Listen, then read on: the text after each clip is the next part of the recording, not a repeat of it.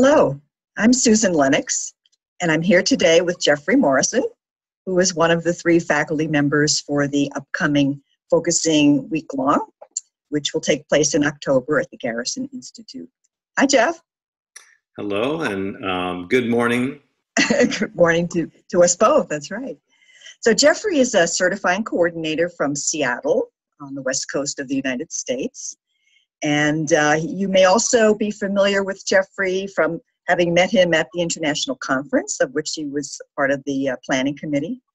And also he has a wonderful article that he'll be telling us a little bit about today in the folio from 2015, volume 26, which you can actually read online for free. So you may be interested in reading Jeffrey's article there to get a deeper sense of some of what he'll be bringing to the week-long. So Jeffrey, this is your first time as a faculty member at the Advanced and Certification Week-long. Yes. What's that been like for you so far? Well, we've been meeting every other week planning, and so getting excited talking about the program and doing things like this interview. It becomes a little more real as we start to fill in some of the details and kind of working on what I'll be presenting. Mm-hmm. And so I'm very excited. Yeah, it's a fabulous faculty and nicely interleaving but not overlapping perspectives that you'll be bringing. And we have some other coordinators that will be coming and helping as well. So I think it will be a very rich program. Yeah, that's great. That's great.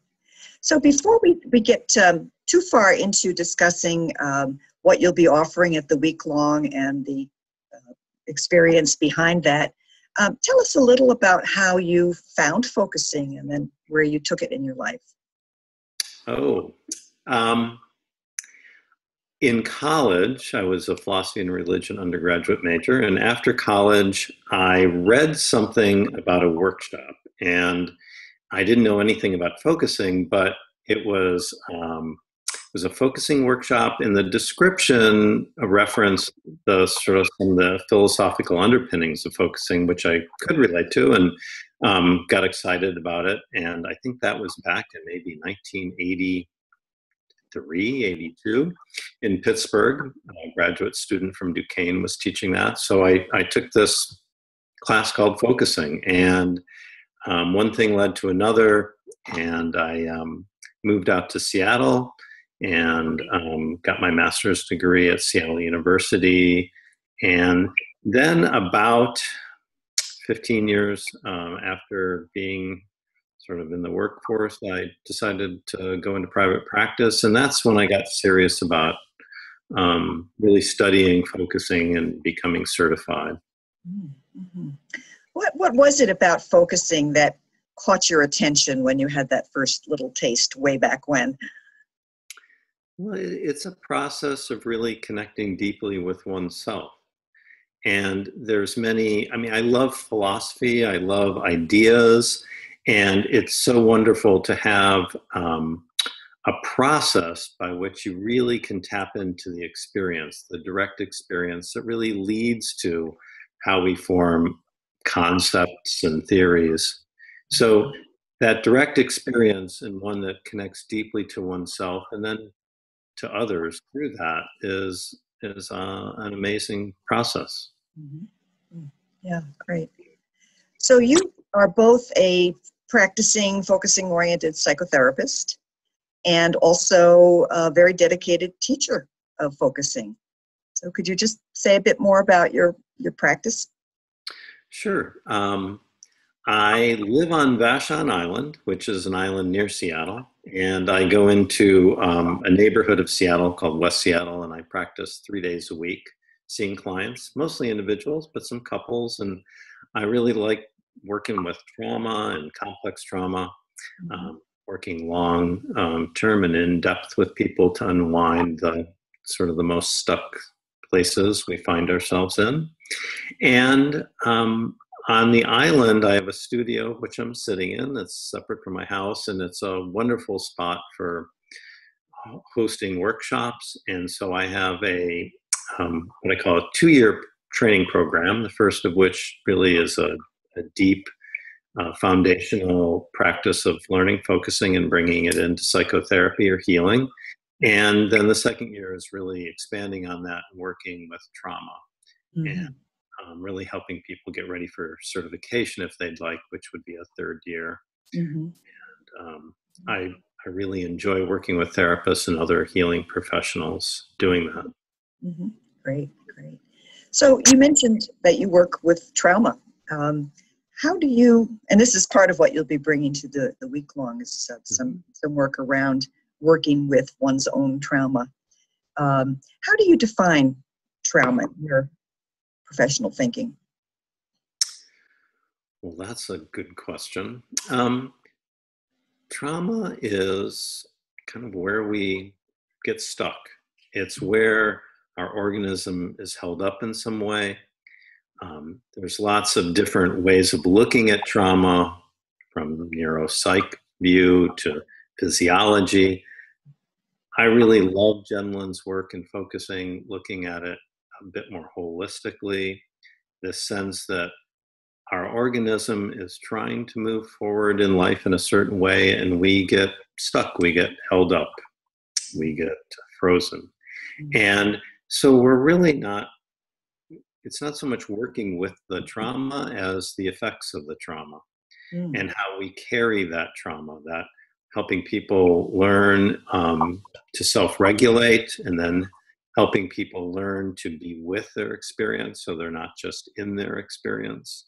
And once they can gain enough sort of emotional regulation to really be with their experience, I think the therapy and the healing take off, because they learn that what's there, although maybe overwhelming and painful at times, is something that they can really work with and learn from, and holds the seeds for their own growth, healing, and development. Mm-hmm. And I know when we spoke about this earlier, you made a distinction between what you called big T trauma and small t trauma, and that you made the point that most of us have some small t trauma. All human beings do. Nobody gets out alive. But could you say more about small t trauma? Sure. I think when we hear trauma, we think of the big incidents of trauma, violence, sexual abuse, things that are dramatic and, of course, very impactful. I think there's a lot of situations in life in which maybe there's a chronic condition, or there's a way that something happened that, if we just talk about it in isolation, doesn't seem like it would be such a big deal. But for that person, it became a big deal, or it became a way that they developed a sense of self that was limiting, that really holds them up in some significant way in life. And so I think we've all had some sort of wounding experience, some sort of trauma. And what I like about that is that this is the human condition. And if we are all willing to sort of say something about that, that we are all able to work with that, it creates a wonderful healing community. And that's one of the things I'd like to do with my presentation at the Weeklong, is just give people an opportunity to sense areas of their life where they have experienced being held up or stuck, wounded, and that from that, what were the resources they were able to tap into, perhaps through focusing, that enabled them to move forward and heal. So we have kind of a wounding experience, we have resources, we have this lovely process of focusing that helps us do that, and how we carry forward our experience and can share that with others. Mm-hmm. Mm-hmm. Great. And Jeffrey, in your writings about working with trauma, and in your thinking about the workshop for the week-long, you've made the point that trauma can be healed, and also that it can point to some core gifts that we have, some strengths that we bring to our life. Can you say a bit more about that? Sure. I was just reflecting this morning. Leonard Cohen little bit where he says that the crack is what lets the light in. And I think that that's so true, that where we have been wounded or had some experience of failure, it's really an opportunity to look at what we can learn from that, what we want to see change. So in my article, I wrote about being dyslexic, which is a learning disability. And ultimately, sort of that culminated in college where I failed out of school. And that was, kind of overwhelming at the time and sort of a relief at the time, because it really began a whole shift in how I looked at education and what I wanted to study, and really led to big changes in my life. So I think sometimes when people experience a wounding, that's certainly a time where we feel a sense of shame and we sort of cover that up and we don't want to experience that.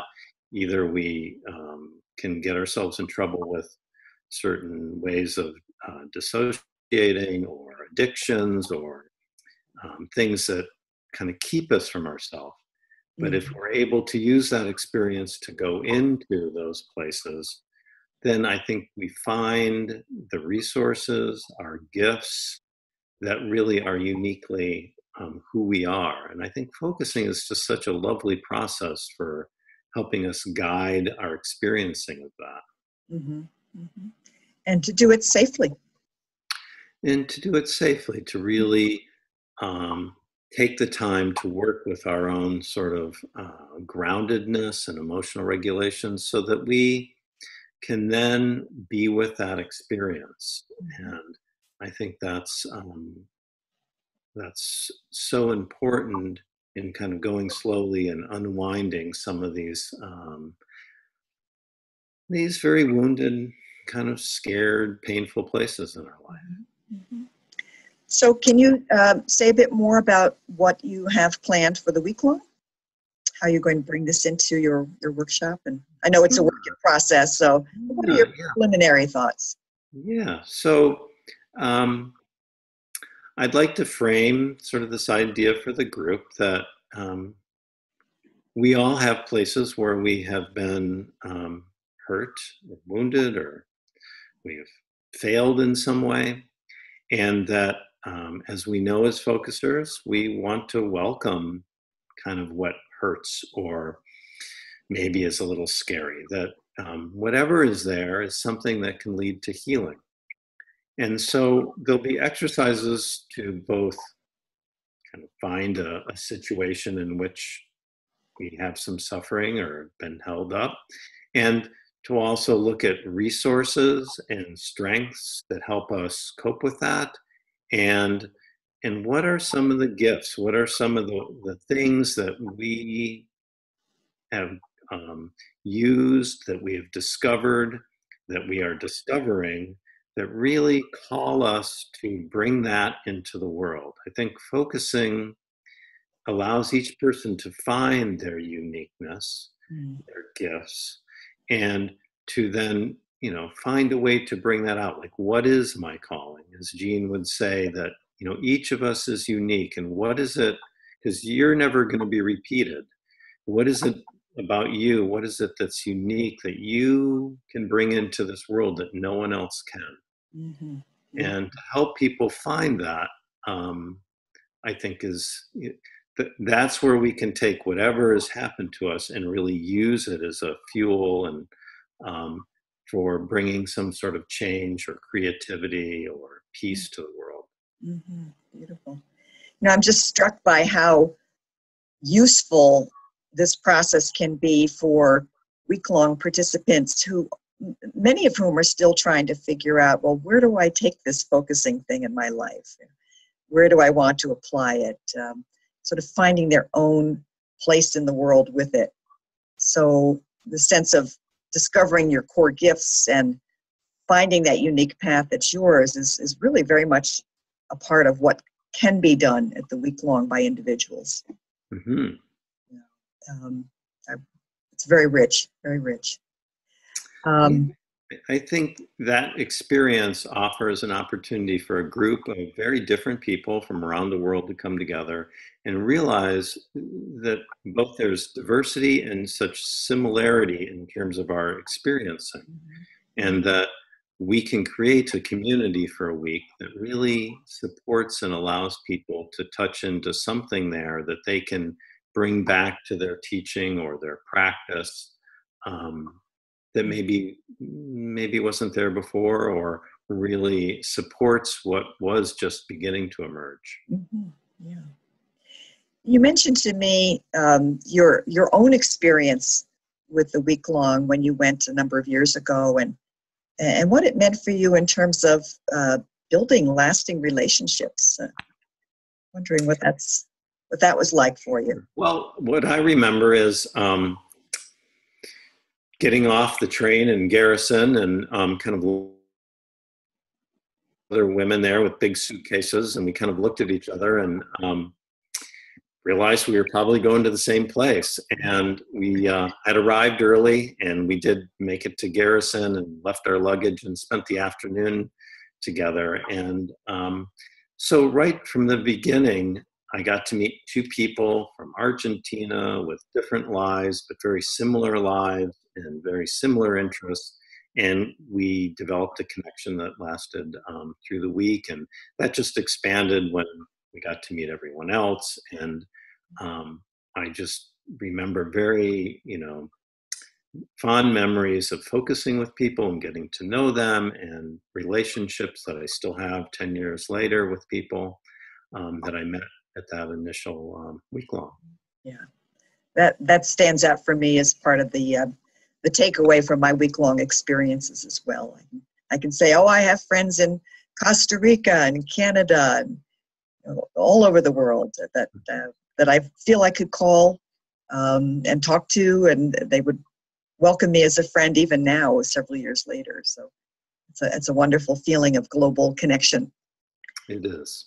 So I'm wondering if there's any particular part of the week-long experience outside of the workshops that you feel it's particularly kind of interesting or useful that you'd like to address. Well, I think all of us will have sort of afternoon workshops that we'll present, and I know that contributing coordinators will get to present. We'll have some open space time where anyone can bring an offering forward, so it will be very inclusive. And I also look forward to just some of the less structured time where wonderful spontaneous things can happen, whether that's a long walk or focusing session or a group getting together to do something. I will be offering meditation in the morning. Oh.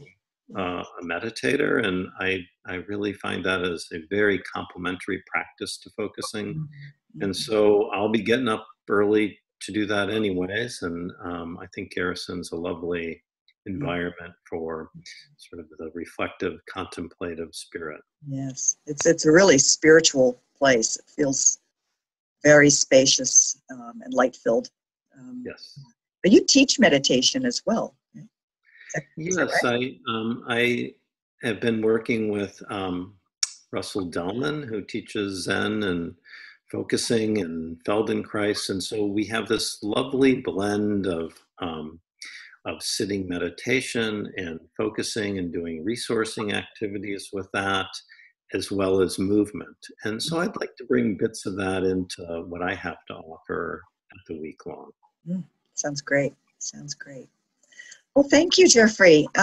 Before we say goodbye, I'm wondering if there's a message you would like to send to people who are listening to this, who are thinking about the week-long, or maybe they've already decided to come. What would you like to share?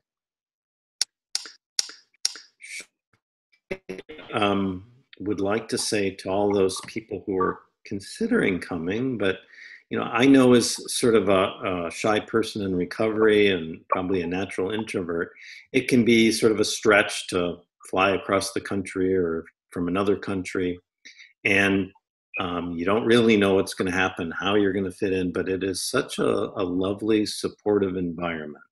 Mm-hmm. And I just encourage anyone who's thinking of it to really to take that next step, because you'll be supported and cared for, and part of a lovely learning community for a week, and be able to take that experience and some concrete things back to your life and practices.